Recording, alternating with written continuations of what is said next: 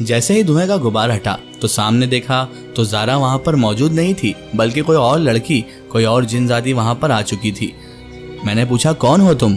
तो कहने लगी, मेरा नाम नाज है, मैं तुमसे मिलने आई हूँ। तुम्हारा नाम ही आज़म है ना? तुम ज़ारा को कैसे जानते हो? मैंने कहा, मैं ज़ारा को ऐसे जानता हूँ कि ज़ारा और मैं, इतना भी कहना था कि अचानक फिर से धुएं का गुबार उठा और ज़ारा वहाँ पर नमूदार हो गई। जैसे ही ज़ारा वहाँ पर आई तो ज़ारा उस लड़की को आकर कहने लगी, तुम्हारी हिम्मत कैसे हुई यहाँ पर आने की? आज़म पर सिर्फ मेरा हक है, तुम यहाँ पर कैसे आई? तुम्हें मैंने मना किया था, तुमने आखिर ऐसी जुर्रत कैसे की नाज? तुम्हें यह नहीं करना चाहिए था। ज़ारा ने नाज को चिल्लाना चालू कर दिया। नाज कहने लगी, देखो ज़ारा, अब अकेले अकेले तुम कोई खीर खाओ, ये हमें भी बर्दाश्त नहीं है, हमें भी इसमें हिस्सा चाहिए। मैं यहाँ पर खड़ा खड़ा ये सोच रहा था कि आखिर ये किस चीज़ की बात कर रही हैं, लेकिन उसके कुछ वक्त बाद मुझे समझ आया कि ये तो मेरे बारे में ही बात कर रही थी और झगड़ रही थी। थोड़ी देर बाद वो एक कोने में चली गई और दोनों कुछ खुसुर पुसुर कर रही थी। मैंने कहा, ज़ारा ये कौन है और यहाँ क्या कर रही है? तो ज़ारा कहने लगी, देखो आज़म, मैंने तुमसे ये बात तो पहले ही शेयर कर दी थी, तुम्हें बता दी थी कि मैं एक जिनजादी हूँ और हमारी दुनिया अलग है। ये वहीं से आई हुई एक और जिनजादी है, इसे हमारे बारे में सब कुछ मालूम पड़ गया है। अब हमें इस राज को दबाने के लिए कीमत अदा करनी होगी। मैंने कहा, कैसी कीमत? तुम्हें भी पता है ज़ारा कि मेरे पास तो वही सब कुछ है जो तुमने दिया है, क्या चाहिए इस जिनजादी को? ज़ारा कहने लगी, इसे भी वही चाहिए जो मुझे चाहिए होता है। आज़म, तुम्हें मेरी खातिर अब इसके साथ भी वो सब करना होगा, क्योंकि अगर हमने ऐसा नहीं किया तो ये मेरी दुनिया में जाकर हमारा राज पर से पर्दा उठा देगी और फिर तुम्हें और मुझे दोनों को खतरा होगा। मैंने कहा, ज़ारा तुम क्या बात कर रही हो? मैं क्या कोई चीज़ हूँ जिसे तुम किसी भी तरह से इस्तेमाल कर सकती हो? ज़ारा मेरे करीब आई और मेरे गाल पर किस करते हुए कहने लगी, देखो आज़म, अगर हमने इसको ये सब ना करने दिया तो ये हमारा राज खोल देगी और फिर ना मैं तुमसे मिल पाऊंगी, ना ही तुम्हें ये पैसे मिल पाएंगे, और हाँ, ये भी तुम्हें पैसे देकर जाएगी, बेफिक्र रहो, तुम्हें ऐसे फ्री में ये यूज़ नहीं करेगी। मुझे ज़ारा की बातें सुनकर गुस्सा आ गया था। मैंने ज़ारा से कहा, ज़ारा, मैं कोई आवारा किस्म का लड़का नहीं जो ये सब काम करता फिरूं। तुमसे मुझे उनसियत है, लगाव है और मैं तुम्हें चाहता हूँ, इसीलिए मैं तुम्हारे साथ इतना ज़्यादा करीब आया, वरना मैं कभी भी इस काम के लिए इस रास्ते पर नहीं आता। ज़ारा कहने लगी, लेकिन आज़म, अब तुम्हें मेरी खातिर ही इसके साथ भी वो सब करना होगा, नहीं तो मुझे भी भूल जाओ और ये पैसे वगैरह जो तुम कमा रहे हो इन्हें भी भूल जाओ, तुम्हें कुछ भी नहीं मिलेगा और फिर वही गरीबी की ज़िंदगी आ जाएगी। सोचो आज़म, अगर तुम इसे भी खुश कर देते हो तो ये तुम्हें बहुत सारे पैसे देकर जाएगी, तुम्हारे सारे काम सुधर जाएंगे, सारे काम तुम आसानी से कर सकोगे, तुम्हें किसी भी चीज़ में सोचना समझना नहीं पड़ेगा। आज़म, सोचो, अपने दिमाग पर गौर करो, ये सब चीज़ें तो वैसे भी बहुत आम है, एक ना एक दिन ये सब चीज़ें तुम्हारे साथ होना ही है, तो फिर इसमें घबराने की क्या बात, और ये समझ लेना कि तुम मेरे ही साथ कर रहे हो। मैं भी उसकी बातों में इस तरह से उलझ चुका था कि वो जो समझाती गई मैं समझता गया, और मैं ना चाहते हुए भी नाज नाम की उस जिनजादी से भी हम बिस्तरी करने के लिए तैयार हो गया। और उसके बाद वो मुझ पर ऐसी टूटी कि मैं आपको लफ्ज़ों में बयान नहीं कर सकता। कुल मिलाकर एक तरह से वो मुझे दोनों मिलकर निचोड़ रही थी। ज़ारा तो जा चुकी थी, लेकिन नाज नाम की उस वहशी जिनजादी को मेरे ऊपर मुसल्लत कर गई थी। रात भर उसने मुझे ना सोने दिया, ना ही कुछ खाने पीने दिया, बस वो अपनी जिस्मानी ख्वाहिशात मुझसे पूरी करती गई, और वो तो ज़ारा से भी ख़तरनाक थी।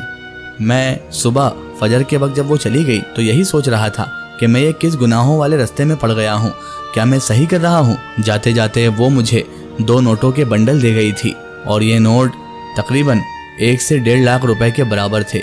मैं नोटों को देखकर खुश तो था, लेकिन अपने आप को देखकर बड़ा निराश था, क्योंकि दिन ब दिन मेरी अब हालत गिरती जा रही थी और मेरे जिस्म पर इतने निशान थे, नाखूनों के, काटने के, दांतों के, कि मैं अगर शर्ट उतारकर किसी को दिखा दूं तो वो यही सोचे कि मुझ पर किसी दरिंदे ने हमला कर दिया है। लेकिन मैं उन्हें क्या बताता कि दूसरी दुनिया के जिनजादियाँ भी दरिंदों से कम नहीं है।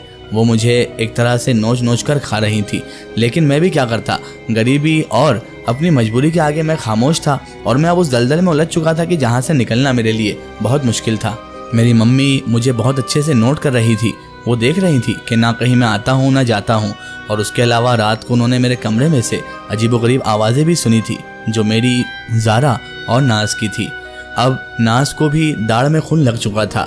रोज़ अब वो ज़ारा की जगह आने लगी थी। एक दिन ज़ारा मुझे नोचती तो दूसरे दिन नाज। दोनों मेरा अच्छी तरह से इस्तेमाल कर रही थी। बदले में मुझे पैसे तो मिल रहे थे, लेकिन सेहत से बड़ी कोई दौलत नहीं होती। मेरी सेहत अब खराब होते जा रही थी। एक दिन मुझे बहुत शदीद बुखार आ गया। माँ मुझे पट्टी रखने आई तो मेरे चेहरे पर उन्होंने निशान देखे, फिर मेरे गले पर निशान देखे। कहने लगी, आजम ये तेरे गले पर चेहरे पर कैसी खरोचों के निशान है? आखिर ये कैसे हुआ तुझे? कहीं पर गिर गया था क्या तू? ये खरोचे कैसे आई? अब मैं उन्हें क्या बताता कि अम्मी ये खरोचों के निशान नहीं है, बल्कि जानबूझकर दिया हुआ किसी का निशान है। मैंने कहा, अम्मी हाँ वो मैं गिर गया था, इस वजह से चोट लग गई। अम्मी कहने लगी, बेटा अपना ध्यान रखा कर, इस तरह भी कमाने में मगन ना हो जाना कि अपने परिवार, अपनी सेहत, इन सब को भूल जाए। बहुत दिन से देख रही हूँ, ना तो टाइम पर खाना खाता है, ना ही तो टाइम पर सोता है, और कमरों में से अजीबोगरीब आवाज़ें भी आती है। बेटा कोई लड़की वड़की का चक्कर तो नहीं है ना? सच सच बता, मैं तेरी माँ हूँ, मैं तुझे कभी भी फोर्स नहीं करूँगी कि तू उसे छोड़ दे या कुछ कर। अगर अच्छी लड़की होगी तो हम देखकर तेरी शादी कर देंगे। मैंने कहा, अम्मी ऐसा कुछ भी नहीं है, आपको गलतफहमी हो रही है। और वो आवाज़ें फ़ोन की रहती हैं मम्मी, मैं रील्स वगैरह यूट्यूब पर वीडियोस वगैरह देखता हूँ ना अपने काम के रिलेटेड, तो उसमें से वो आवाज़ें आती हैं। बहरहाल अम्मी को तो जैसे तैसे करके मैंने बहाने बनाकर टाल दिया, लेकिन अब मुझे डर लगने लगा था कि कहीं अम्मी को अगर हकीकत पता चल गई तो फिर मेरा क्या होगा। आज मैं बहुत ज़्यादा बीमार था, बुखार से तप रहा था। अम्मी पट्टी रखकर चली गई थी, बुखार थोड़ा कम था। तभी अचानक नाज कमरे में नमूदार हो गई। धुएं का गुबार उठा, नाज आई और कहने लगी, आजम क्या हो गया तुम्हें? इस तरह लेटे क्यों हो?